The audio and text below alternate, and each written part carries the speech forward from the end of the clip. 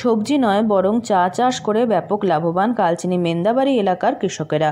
অনুর্বর জমিতে সবজি চাষের প্রচুর চেষ্টা করেও লাভ মেলেনি, তাই পরীক্ষামূলকভাবে চা গাছ রোপণ করেন রাজু তুরি নামের এক কৃষক।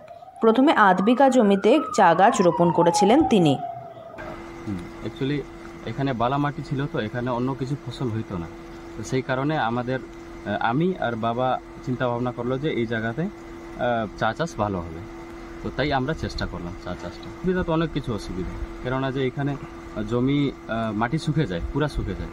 জলের অভাবের কারণে অন্য কিছু সবজি বা কোনো কিছু চাষ হয় না। তাই চিন্তা ভাবনা করে চা লাগাইলাম আর চেষ্টা করলাম কি ভালো করার জন্য। গাছ কি নষ্ট? আধা বিঘার উপরে নষ্ট হয়েছে। এখন মোটামুটি ভালোই হচ্ছে।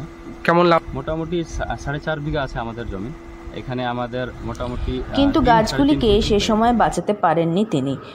কৃষকের কথাতে তাদের জমির মাটি বেলে মাটি, এই মাটিতে বালির ভাগ বেশি থাকায় জল ধরে না, যার ফলে নষ্ট হচ্ছিল চা গাছ।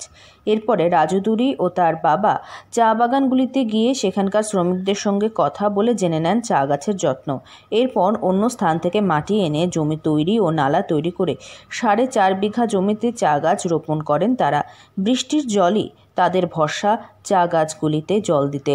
চা গাছগুলি বড় হয়েছে, বর্তমানে চা পাতা তোলার কাজও শুরু হয়েছে। চা গাছের মাঝে ছায়া গাছ হিসেবে সুপুরি গাছ রোপণ করেছেন তারা। এক জমি থেকে 2টি ফসল উৎপন্ন হচ্ছে এক্ষেত্রে, যার ফলে কিছুটা লাভের মুখও দেখছেন তারা। কৃষক রাজু তুরি জানান, চা বাগান সম্পর্কে ধারণা সকলের রয়েছে এই এলাকায়, তবে নিজস্ব জমিতে চা গাছ রোপণের ভাবনা এই এলাকায় তারাই প্রথম নিয়েছেন।